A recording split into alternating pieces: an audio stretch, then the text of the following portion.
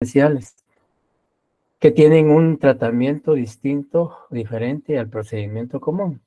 He ahí la denominación procedimientos específicos o especiales, porque su procedimiento pues se rige por disposiciones peculiares distintas a lo que es el procedimiento común. Pues bien, si nos preguntamos qué es el procedimiento común, pues la respuesta la encontramos en la definición.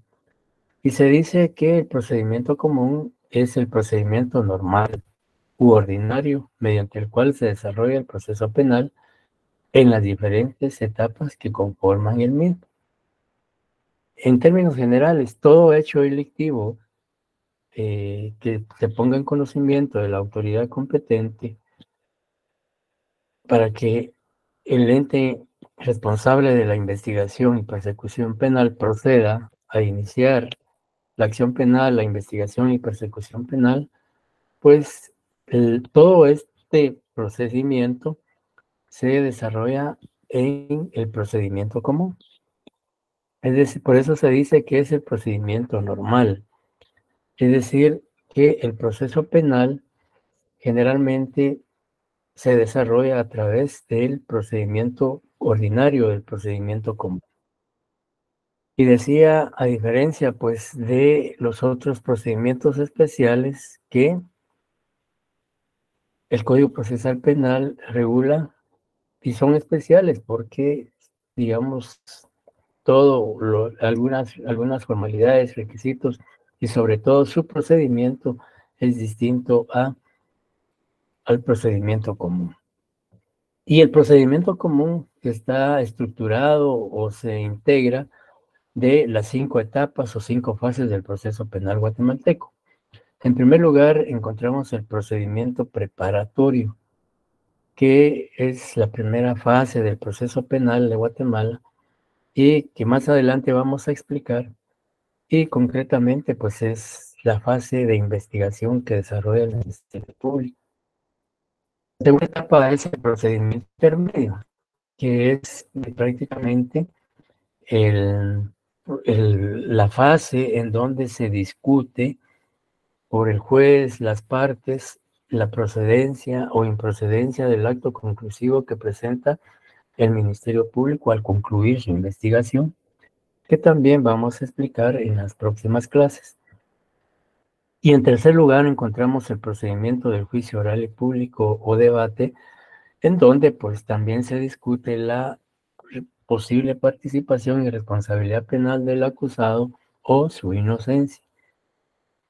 Y luego el procedimiento de las impugnaciones, que regula todos los recursos que los sujetos procesales pueden plantear o promover contra las decisiones judiciales por afectar sus derechos, lesionar sus intereses, sencillamente porque no fue resuelta su petición de conformidad a su pretensión. Y derivado de ello, pues impugna, apela, cuestiona, refuta esta decisión judicial a través de las impugnaciones. Y dentro de las impugnaciones encontramos los recursos, que el Código Procesal Penal establece varios recursos que las partes pueden promover en el proceso penal contra un decreto, una sentencia o auto. Y finalmente, el procedimiento de ejecución penal, que se refiere a la función que desarrolla el juez de ejecución, velando por los derechos y obligaciones que tiene el condenado.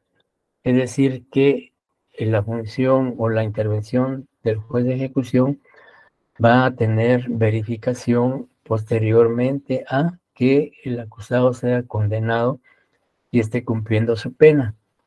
En sí, todos los derechos que se derivan de esa condena y de esa ejecución de la pena es materia de ejecución, que también es una fase del proceso que vamos a explicar en su momento. Bien, quedando establecido entonces lo que es el procedimiento común, pues prácticamente el procedimiento común es, podríamos decir, a través del cual se desarrolla, se inicia, se desarrolla y finaliza un proceso penal por cualquiera de los tipos penales que se imputasen al sindicado.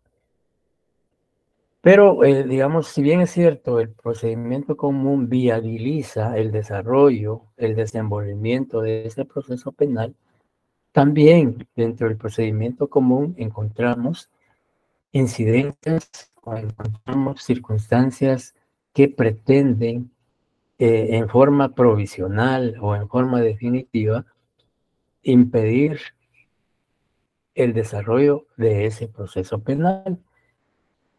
Y dentro de estas incidencias encontramos a los obstáculos de la persecución penal y civil.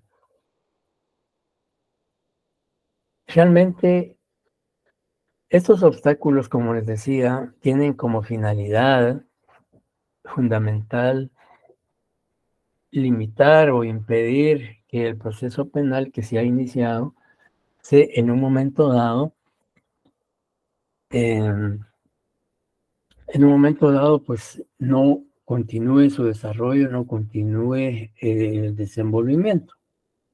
Por eso es que se le llama obstáculos a la persecución penal, porque en un momento dado pretenden que el proceso penal iniciado pueda ser suspendido temporalmente o en forma definitiva. Y dentro de esos obstáculos a la persecución penal encontramos en primer lugar la cuestión, bueno, primero se define qué es o qué debe entenderse por obstáculos a la persecución penal. Y de conformidad a la definición que se establece, se dice que son instituciones jurídico-procesales que tienen como finalidad impedir o postergar el ejercicio de la acción penal y la acción reparadora en el proceso penal. Y, pues, obviamente, cualquiera de las partes, cualquiera de los sujetos procesales que intervienen en un proceso penal, pues pueden promoverla, pueden plantearla, ya que la ley ha puesto a su disposición esas instituciones que, digamos, las partes pueden hacer valer durante el desarrollo del proceso penal. Y uno de los primeros obstáculos a la cuestión, a la persecución penal y civil es la cuestión prejudicial, que está regulada en el artículo 291 y 292 del Código Procesal Penal. El Código Procesal Penal no define lo que es una cuestión prejudicial. Sin embargo, pues hemos señalado en la presentación algunas ideas en relación a cómo puede definirse o qué debemos entender por cuestión prejudicial. Y se establece que es un medio de defensa técnico que pretende la suspensión provisional o definitiva del proceso penal, porque este depende de la resolución de un proceso o asunto independiente y de otra naturaleza, que puede ser civil, administrativo, laboral, tributario, etcétera, etcétera, que tiene relación con dicho proceso. Quizá Kimberly Celeste nos puede apoyar con la lectura del artículo 291, por favor.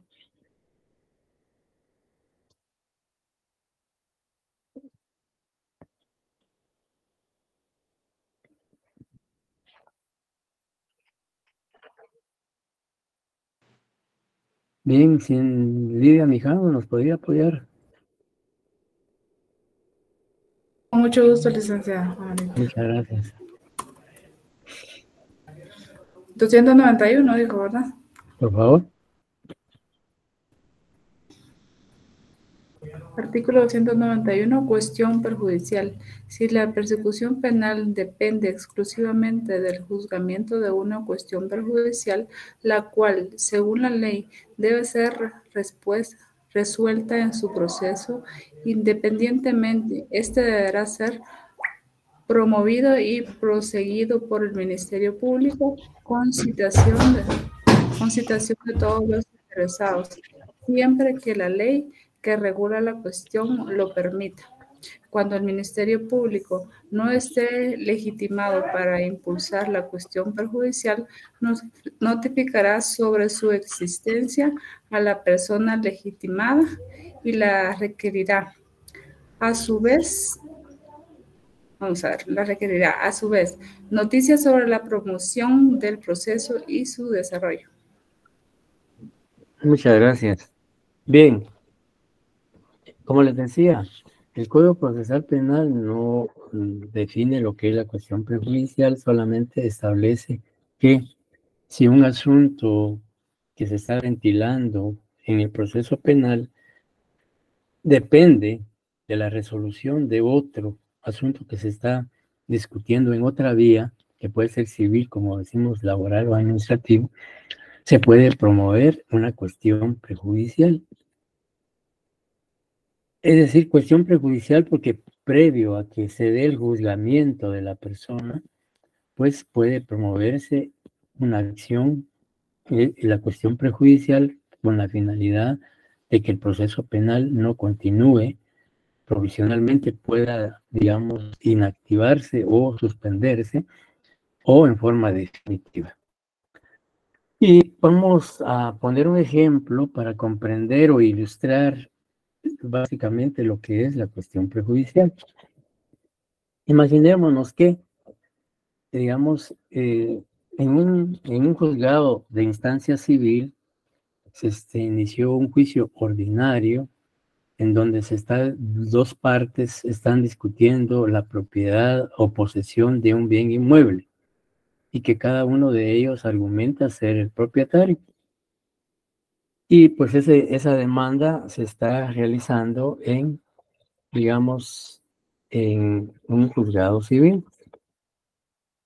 Sin embargo, no obstante que en ese juzgado civil se está desarrollando, digamos, esa situación, paralelamente una de las partes promueve una denuncia contra la otra parte, argumentando que esta otra parte está pretendiendo despojarlo de su propiedad o del bien inmueble, imputándole el delito de usurpación, ¿ya? Porque pues la finalidad es que él quiera apoderarse o aprovecharse de forma ilegal del bien que le pertenece. Entonces, digamos, el imputado, en este caso el sindicado por el delito de usurpación o su abogado defensor, pueden plantear la cuestión prejudicial, argumentando que hay un litigio sobre ese bien inmueble que está siendo dilucidado, dirimido, hoy, digamos, el proceso se está desarrollando en un juzgado civil.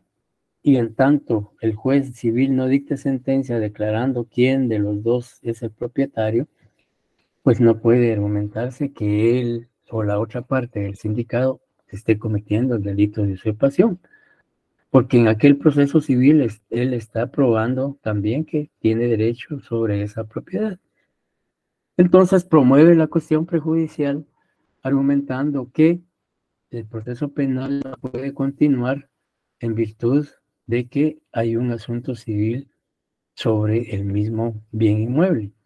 Y en tanto no se decida o resuelva el asunto civil, entonces no puede continuarse el proceso penal por el delito de usurpación, porque no se ha decidido o declarado en sentencia quién de los dos es el propietario de ese inmueble.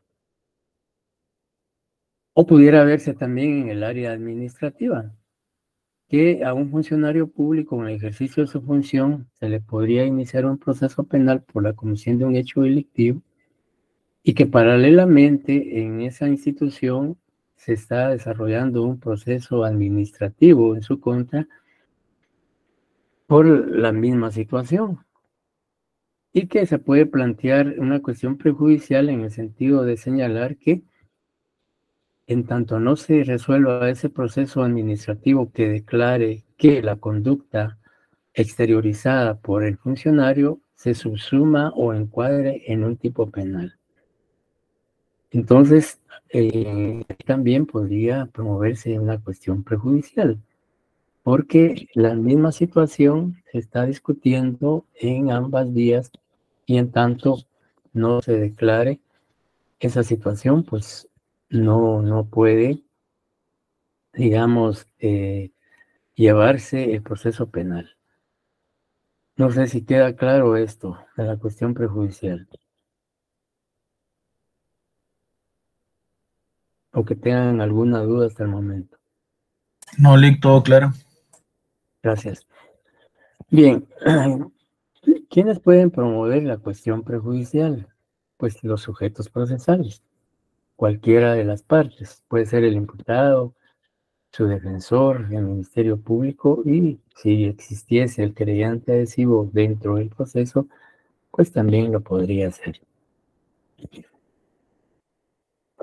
En cuanto a eso, pues también en el artículo 292 es donde se dice que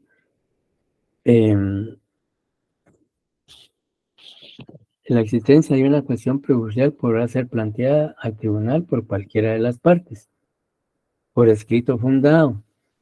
Esto de escrito fundado, pues, es prácticamente hoy en día, de acuerdo a la reforma del artículo 109 del Código Procesal Penal, debe ser ahora en forma verbal, en una audiencia. Se solicita una audiencia para plantear la cuestión prejudicial y en esa audiencia se discute si procede o no procede esa cuestión prejudicial. Digamos, se tramitará por los incidentes, de acuerdo al artículo 150 bis. Bien, en cuanto al trámite o el procedimiento que se debe seguir al momento de plantearse una cuestión prejudicial o un obstáculo a la persecución penal, pues claramente se establece que es a través de los incidentes.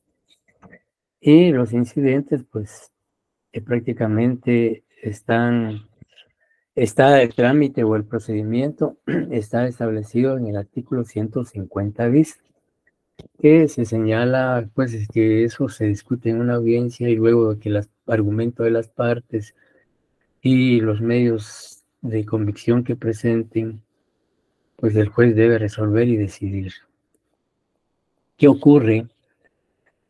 Y el juez tiene dos alternativas al momento de decidir. Por un lado, si declara con lugar, o es decir, si admite o acepta la cuestión prejudicial promovida por cualquiera de las partes, pues se dará en primer lugar la suspensión provisional del proceso o del procedimiento hasta que se resuelva la cuestión prejudicial. Planteada la cuestión prejudicial, el efecto que tiene, si el juez le da trámite, el proceso penal queda en suspenso temporal o momentáneamente, hasta que el juez decida en definitiva si admite o rechaza la cuestión prejudicial. El otro efecto es que si el sindicado se encuentra detenido o privado de su libertad, pues inmediatamente al ser suspendido el proceso penal temporalmente, él puede obtener su libertad.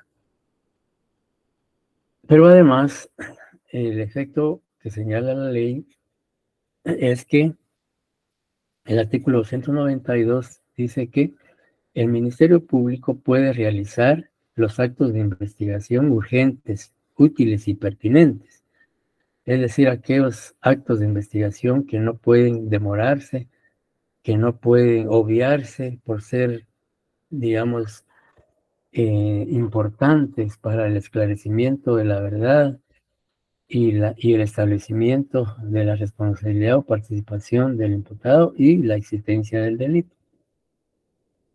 Y esos son los efectos, sí, digamos, al ser admitida la cuestión prejudicial. Si se declara sin lugar la cuestión prejudicial, es decir, no la admite el juez, la rechaza, pues entonces el proceso penal continúa. hasta el final, o pues puede terminar anormalmente a través de un auto de sobreseimiento o un auto de la suspensión de la persecución penal, etcétera, etcétera, o llegar hasta sentencia. Esos son básicamente los efectos que implica o conlleva una cuestión prejudicial.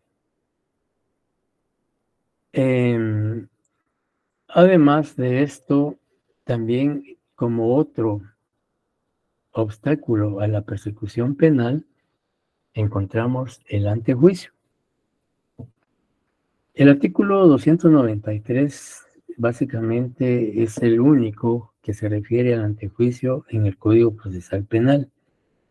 Sin embargo, todo lo relacionado al objeto del antejuicio, la competencia de los funcionarios o funcionarios y dignatarios que gozan de ese derecho, los órganos jurisdiccionales para conocer el antejuicio, el trámite del antejuicio, la decisión final del antejuicio, está regulada en la ley específica, o sea, la ley en materia de antejuicio.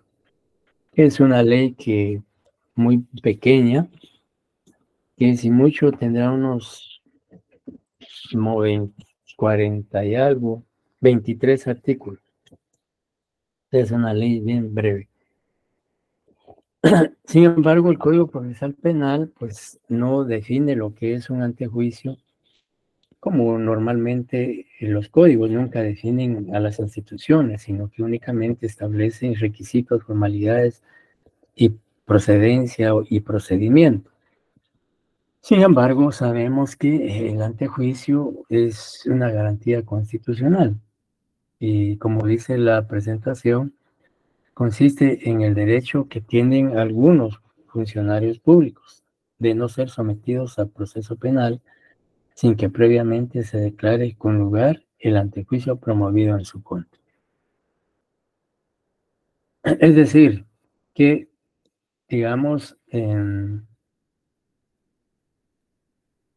previo a que un funcionario público o dignatario que goce de inmunidad o de ese privilegio pueda ser investigado por el Ministerio Público, no obstante que haya una denuncia en su contra o una querella por la comisión de un delito, no puede ser sometido a investigación penal, y menos a un proceso penal, sino que por eso se llama, es un obstáculo a la persecución penal, porque este dignatario, para que pueda ser susceptible o sujeto a proceso penal o a investigación, necesariamente tiene que haberse declarado con lugar el antejuicio y como consecuencia lugar a formación de causa penal.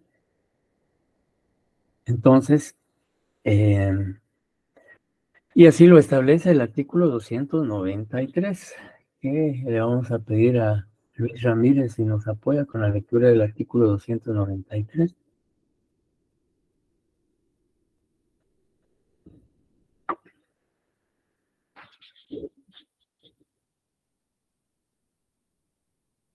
Yo lo tengo a la vista, Por favor. Antejuicio. Cuando la viabilidad de la persecución penal dependa de un procedimiento previo, el tribunal competente de oficio, a petición del Ministerio Público, solicitará el antejuicio a la autoridad que corresponda, con un informe de las razones que justificarán el pedido o las actuaciones originales, en lo demás que regirá por la Constitución Política de la República de Guatemala y sus leyes especiales. Contra el titular del privilegio no se podrán realizar actos que impliquen una persecución penal y solo se practicarán los de investigación cuya pérdida es temer y los indispensables para fundar la petición. Culminada la investigación esencial, se archivarán las piezas de convicción, salvo que el procedimiento continúe con relación a otros imputados que no ostentan el privilegio. Rige esta disposición cuando se requiera la conformidad de un gobierno extranjero. Gracias. Bien, claramente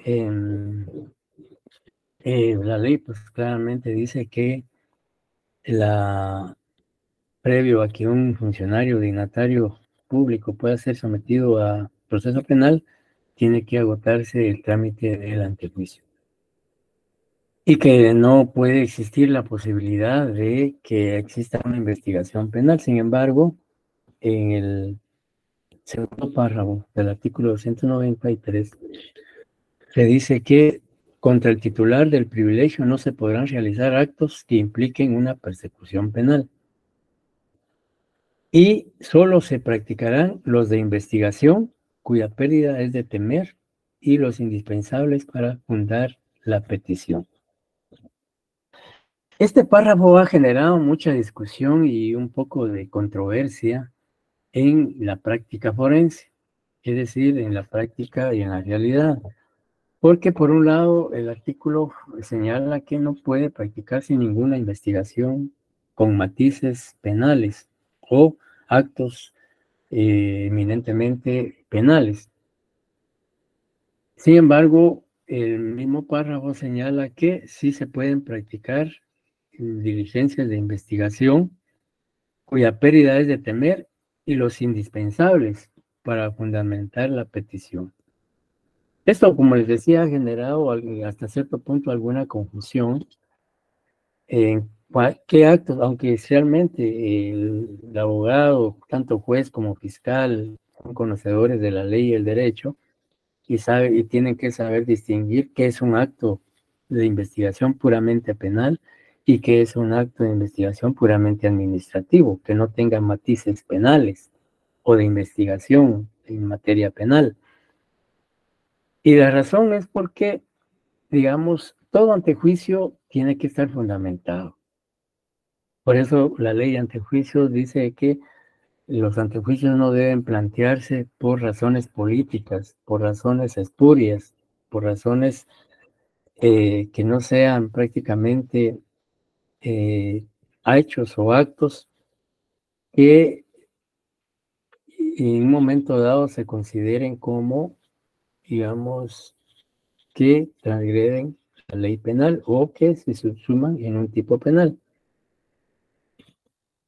Esas actuaciones, esas diligencias que, digamos, para justificar, fundamentar el requerimiento de antejuicio es lo que la ley permite.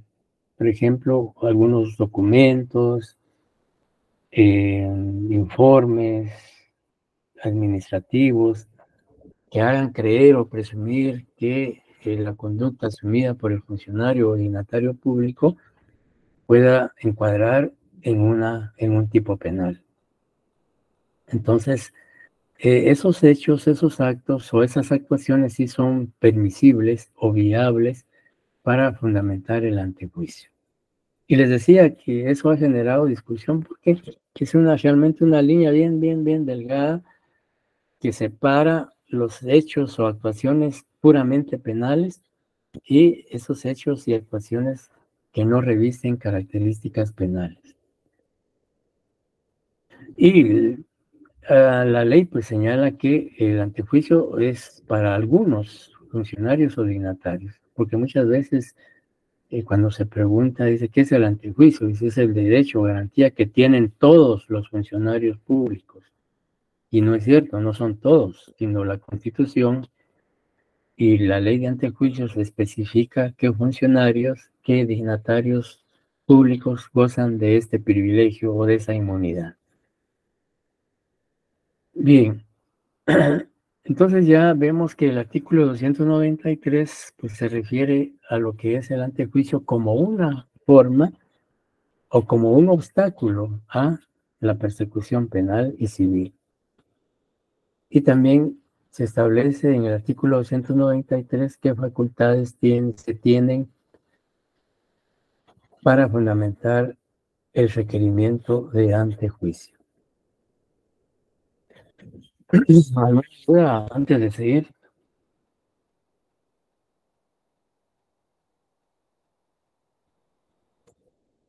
Bien. Vamos bien.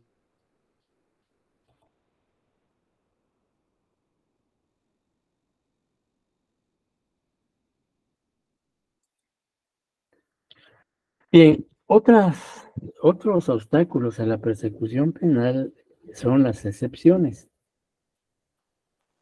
Y en el artículo 194 al 296 se regula lo atinente a las excepciones. Y se dice que las excepciones son mecanismos de defensa que la ley otorga al imputado para oponerse a la persecución penal o a la acción reparadora iniciados en su contra. Si bien es cierto, acá se señala que son mecanismos de defensa que solo el imputado puede promover, no es, digamos, así, sino que cualquiera de las partes puede promover las excepciones. El Ministerio Público, el abogado del querellante, si existe o es admitido en el proceso penal. Sin embargo, pues el que generalmente las promueve es el imputado y su defensor, porque son los que al final pretenden que el proceso penal que se sigue en contra del imputado y el defendido del abogado defensor no prosiga, sino que provisional o temporalmente se, digamos, suspenda o en forma definitiva. Sin embargo, eso no implica de que las excepciones también pueden promoverlas, como dice el artículo 294, las partes. Dice, las partes podrán oponerse al progreso de la persecución penal o de la acción civil por los siguientes motivos. Y se establece, el Código Procesal Penal establece 3 tipos de excepciones. En primer lugar, la excepción de incompetencia. En segundo lugar, la falta de acción. Y en tercer lugar, la excepción de extinción de la persecución penal o de la pretensión civil. En cuanto a la excepción de incompetencia, esta tiene mucha vinculación con las cuestiones de competencia que ya analizamos en su momento y que se refieren a la declinatoria e inhibitoria. Y básicamente, pues la excepción de incompetencia se da cuando un juez que está conociendo un proceso penal no es competente para tramitarlo, ¿ya? Y por lo tanto, cualquiera de las partes puede promover una excepción de incompetencia, argumentando o aduciendo que el juez que está conociendo el proceso no es competente, por lo tanto debe inhibirse o dejar de conocer y trasladarlo al juez que es competente. Y la incompetencia se puede dar por razón de territorio, cuando el hecho delictivo es cometido en un territorio o en un lugar que no, en donde no tiene competencia un juez. Por ejemplo, pensemos que el hecho delictivo se cometió en el departamento del Petén. El juez competente para conocer el proceso es el juez de primera instancia penal del Petén. Sin embargo, lo está conociendo un juez de primera instancia de la ciudad de Guatemala. Pues obviamente el juez de primera instancia penal de Guatemala no tiene competencia porque el hecho delictivo se cometió en el departamento del Petén. Y el competente es el juez de ese departamento. O bien puede darse también por el tipo penal. Imaginémonos que un juez de paz, como en los ejemplos que hemos analizado, esté conociendo un delito de robo agravado y el juez de paz penal no es competente para conocer un delito de robo por la pena asignada al delito, que rebasa los 5 años. Y recordemos que los jueces de paz penal solo tienen competencia para conocer faltas, delitos sancionados con multa y delitos cuya pena no exceda de 5 años. Pena mínima, digamos, no exceda de 5 años. Y pues no puede conocer un juez, ¿verdad? Es incompetente. Bien, la falta de acción.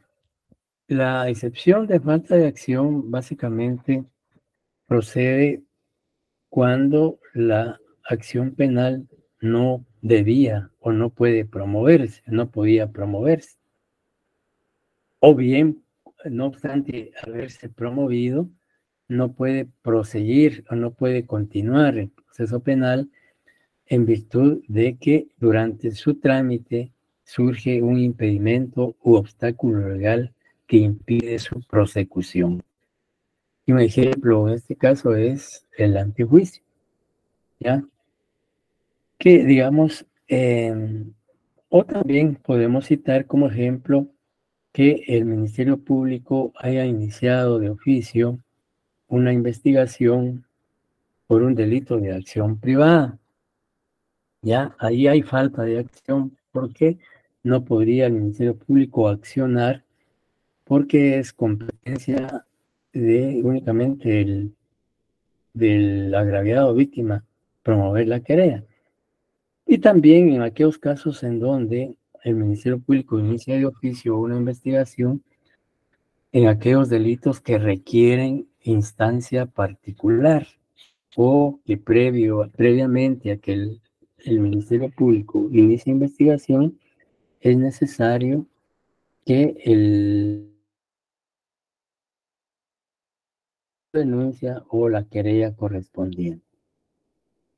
Entonces ahí no se podría, hay una falta de acción, no podría accionar por un lado. O también puede ser que hay falta de acción cuando se actúa sin tener la legitimación procesal. Por ejemplo, que una persona sin ser agraviado, sin ser víctima y sin tener un representante legal, presente una querella ante un juez de sentencia por un delito de acción privada. ¿Ya? Hay falta de acción en esa persona porque no reúne la calidad de agraviado o víctima. Y ya que sabemos que por, digamos, la acción privada, digamos, regula delitos concretos que solo pueden promover los directamente afectados o su representante legal. Y pues podemos encontrar que se da la falta de acción también. Y finalmente, la excepción de extinción de la persecución penal o de la pretensión civil. Al respecto, podemos retrotraernos a lo que regula el artículo 32 del Código Procesal Penal. Si Elmer García nos puede apoyar con la lectura del artículo 32 del Código Procesal Penal. Buenas noches, licenciado, compañeros, con mucho gusto. Gracias. Extinción. Artículo 32. Motivos. La persecución penal se extingue, primero, por muerte del imputado. 2, por amnistía. 3, por prescripción. 4, por el pago del máximo previsto para la pena de multa si el imputado admite al mismo tiempo su culpabilidad, en el caso de delitos sancionados solo con esa clase de pena.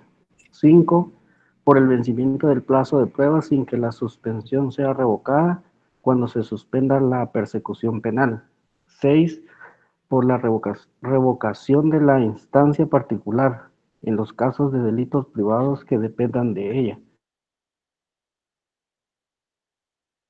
De la querella respecto de los delitos privados a instancia de parte. 8, por la muerte del agraviado en los casos de delito de acción privada. Sin embargo, la acción ya iniciada por el ofendido puede ser continuada por sus herederos o sucesores, salvo casos establecidos por el Código Penal. Si ocurriese alguna de estas circunstancias, pues también cualquiera de las partes puede plantear una extinción de la persecución penal. Imaginémonos que el proceso penal se está desarrollando y durante el curso del mismo y este indicado o imputado. Obviamente ese proceso penal no debe proseguir en virtud de que el imputado ha fallecido. Y pues recordemos que el proceso penal es personalísimo y no puede trascender hacia otras personas. Entonces, ahí se podría plantear la excepción de extinción de la persecución penal por fallecimiento o deceso del sindicato o cualquiera de las otras 8 circunstancias que establece el artículo 32. ¿Preguntas hasta el momento?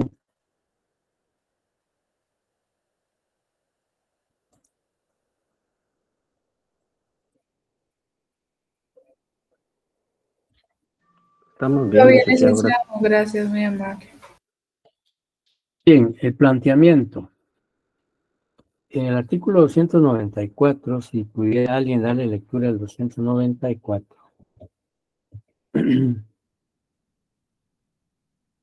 El de excepciones, licenciado. Sí, por favor. Con mucho gusto.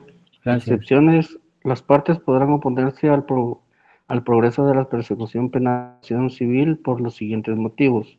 1. Incompetencia. 2. Falta de acción. 3. Extinción de la persecución penal o de la pretensión civil. Las excepciones serán planteadas al juez de primera instancia o al tribunal competente según las oportunidades previstas en el procedimiento. El juez o el tribunal podrán asumir de oficio la solución de algunas de las cuestiones anteriores, cuando sea necesario para decidir en las oportunidades que la ley prevé y siempre que la cuestión, por naturaleza, no requiera la instancia del legitimado a promoverla. Ya. Gracias, Elmer. Para servirle, Lic. El artículo 294 decíamos de una de las partes.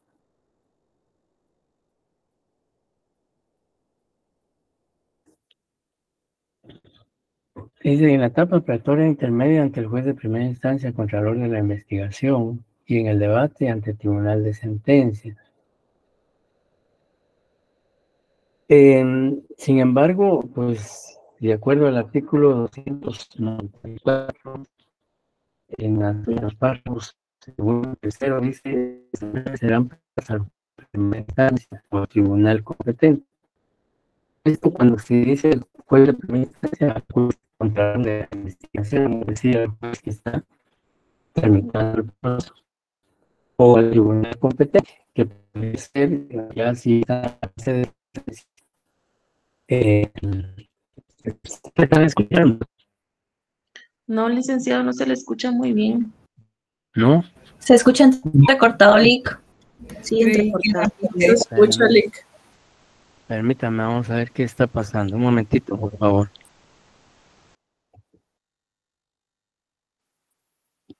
Está lloviendo muy fuerte.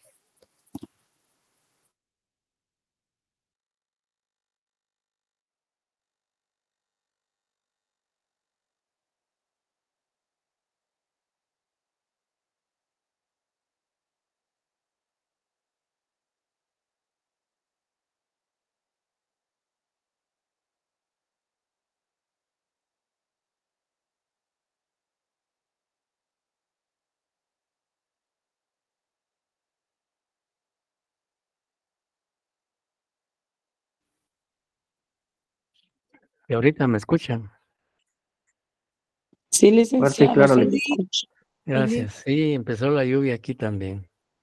Aunque aquí solo llueve los miércoles y lunes. Bien. Les decía que cuando se habla de tribunal competente, darse el caso que estemos en la fase de sentencia y ahí se plantee una excepción. Entonces lo resolverá el juez de sentencia. O pudiera ser que se plantee ante una de apelaciones, pues también será quien las debe resolver.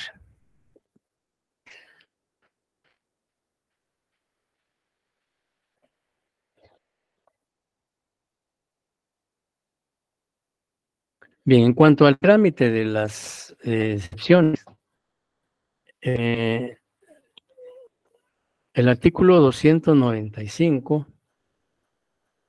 habla al respecto, se refiere al respecto, dice, la interposición de las excepciones se terminará en forma de incidentes sin interrumpir la investigación.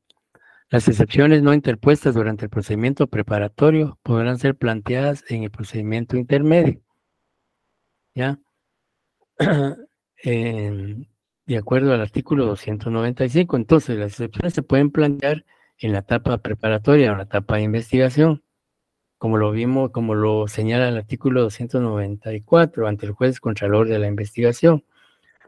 Y en la etapa intermedia, pues también ante el juez contralor de la investigación. En ese sentido, entonces, vamos a establecer que el trámite debe de realizarse conforme los incidentes de acuerdo al artículo 150 bis. Entonces, digamos, ya claramente el artículo 150 bis establece que se debe, digamos, señalar una audiencia oral y pública en donde se discute la procedencia o improcedencia, digamos, y el juez luego de escuchar los argumentos de las partes, por medio se acabó la excepción que se planteó. ¿Qué efectos tiene el planteamiento de las excepciones?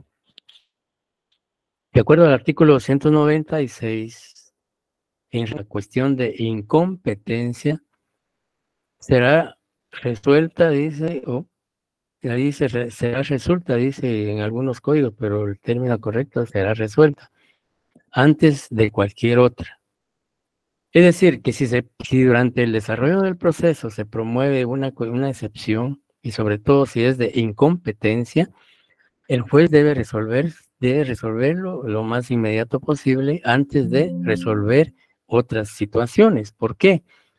Porque si realmente el juez es incompetente, pues debe de, digamos, no resolver otros requerimientos o otras peticiones que le formulan las partes. Por eso es que antes de resolver otros asuntos sometidos a su conocimiento, si no es competente, no debe resolverlos. Por lo tanto, debe resolver lo más inmediato la incompetencia para dejar de conocer. Y el segundo párrafo señala, si se declara la falta de acción, se archivarán los autos. Cuando la ley dice se archivarán los autos, se refieren al archivo de las actuaciones, al archivo del proceso, al archivo del expediente, de la carpeta judicial, del expediente. Porque si se declara falta de acción, pues no tiene sentido continuar con el proceso porque hay falta de acción. Entonces, el efecto es que se archiva la carpeta judicial. Dice, salvo que la persecución pudiere proseguir por medio de otro de los que intervienen, en cuyo caso la decisión solo desplazará el procedimiento a quien afecta. Esto básicamente ocurre cuando hay varias personas que han promovido una acción penal y, digamos, imaginémonos que son 5 personas y de las 5, 3 o 2 no tienen legitimidad o legitimación procesal para accionar y los otros 2 sí la tienen. Entonces, prácticamente el proceso continuaría únicamente en relación a estas 2 personas que sí tienen la legitimación procesal, no así en contra de los otros querellantes o denunciantes.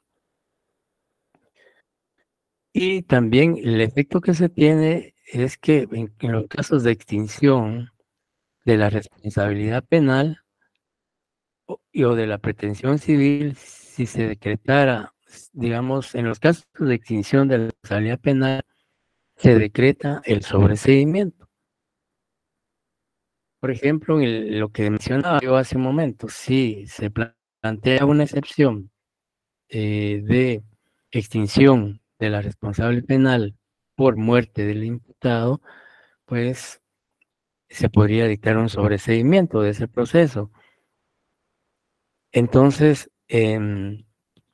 prácticamente el sobreseimiento también implica el cierre irrevocable del proceso, es decir, el archivo del proceso, y que no pueda reabrirse nuevamente contra la misma persona por el mismo hecho. Y si se hubiese promovido una demanda en el área civil por responsabilidad civil, pues también la demanda se archivará. Entonces, esos básicamente podría decir que son los efectos que implica o que conlleva el planteamiento de las excepciones. Y como les decía al inicio de la clase, la pretensión de los obstáculos de la persecución penal es evitar que el proceso penal continúe su desarrollo en forma temporal o definitiva. Temporal, cuando se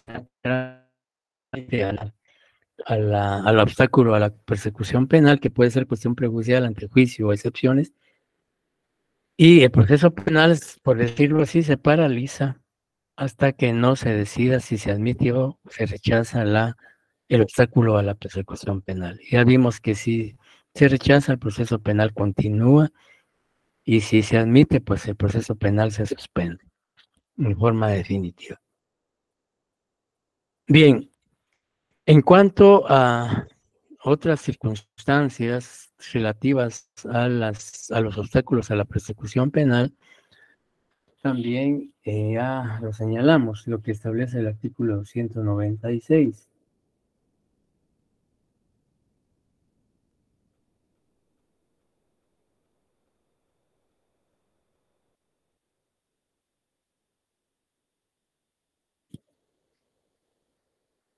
Bien, lo que aparece en la presentación es lo que describe el artículo 296. Dice, si se declara falta de acción, se archivan los autos, es decir, el expediente, el proceso. Y ya dijimos que si hay varios accionantes, pues los que tienen legitimación procesal continúan en el proceso y el proceso continúa en relación a ellos, y los que no, pues son desligados del proceso.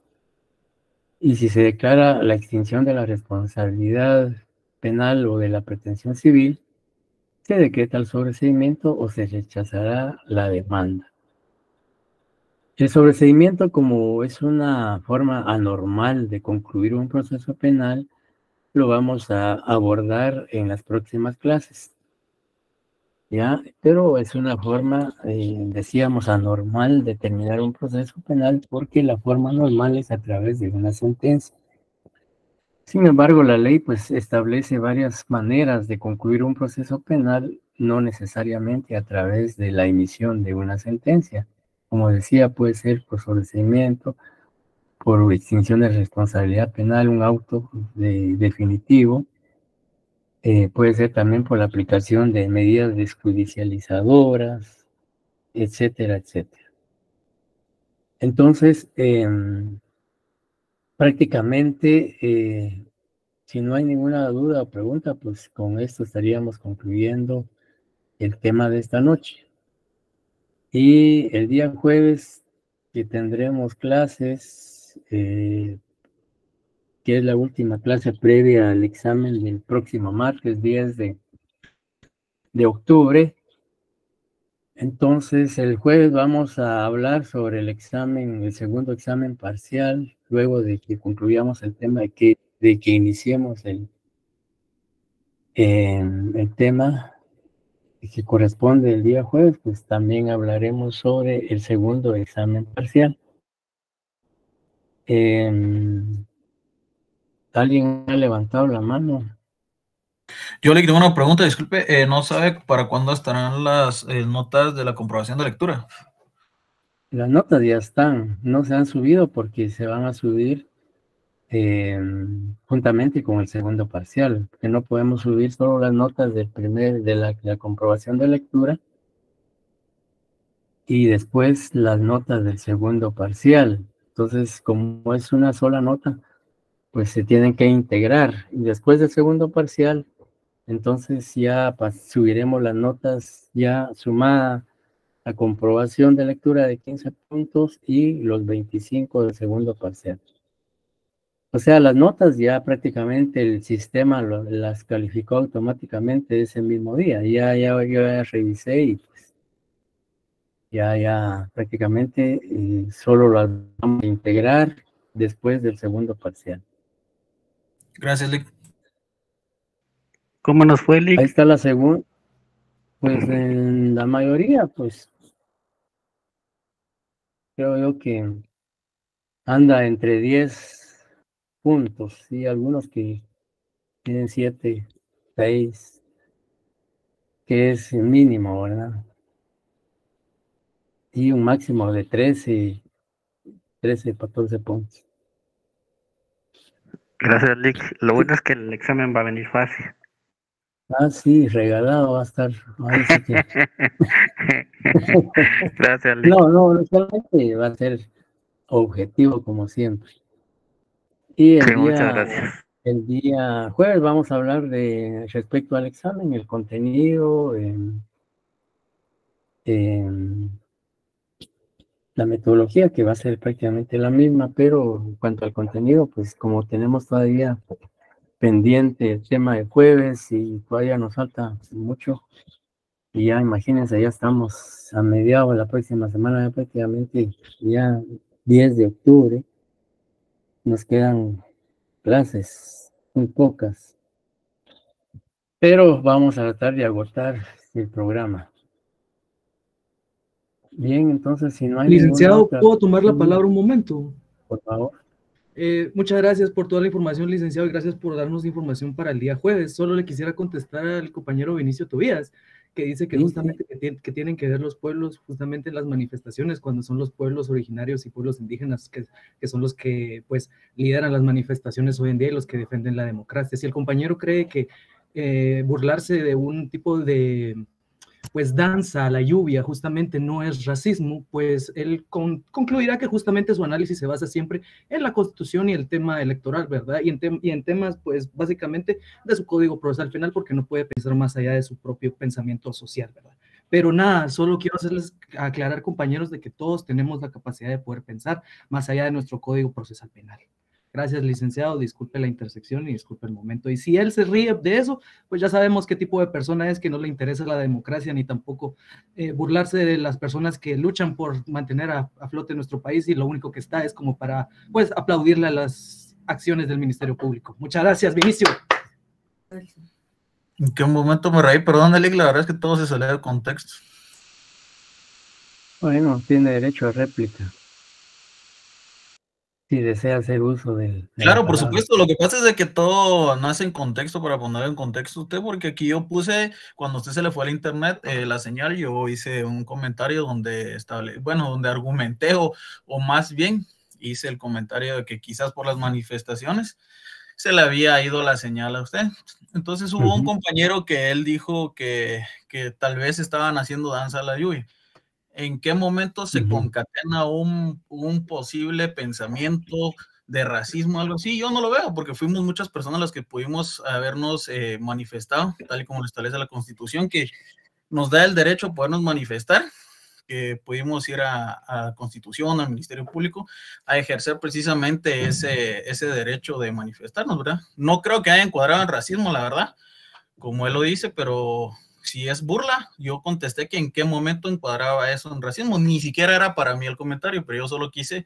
Justamente, ni siquiera era para vos el comentario, no era necesario que lo contestaras realmente. O sea, básicamente el burlarse, justamente, todo el mundo sabe que referirse a danzas de la lluvia es referirse justamente peyorativo a pueblos indígenas haciendo algún tipo de ritual de sus sagradas pues actividades que ellos tienen. Entonces, claramente se puede interpretar como un comentario racista. Que tú no lo interpretes, eso está bien, porque entonces no tienes la interpretación racista hacia ellos. Y tienes razón, todo el mundo puede manifestarse. Y yo solo digo que, pues, de igual modo, pues, todos tenemos derecho a opinar y está bien. Pero no hacemos nuestro pensamiento solo en lo que dicen los códigos y pensemos un poquito más, ¿no? Bueno, pues yo lamento mucho, pues, que, digamos, se haya generado esta situación. Sin embargo, pues, creo que como futuros profesionales, como estudiantes de Derecho, pues, debemos respetar nuestras opiniones, nuestros criterios, ¿verdad? Tengamos o no tengamos la razón, pues creo que es importante pues que se respete la opinión de cada quien. Bien, entonces, si alguien, no sé, alguien había levantado la mano.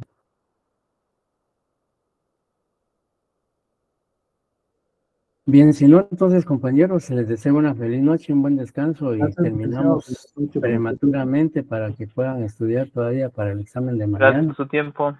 Y nos vemos el día jueves, y el día jueves pues vamos a hablar sobre el examen segundo parcial. Gracias, licenciado. Feliz noche.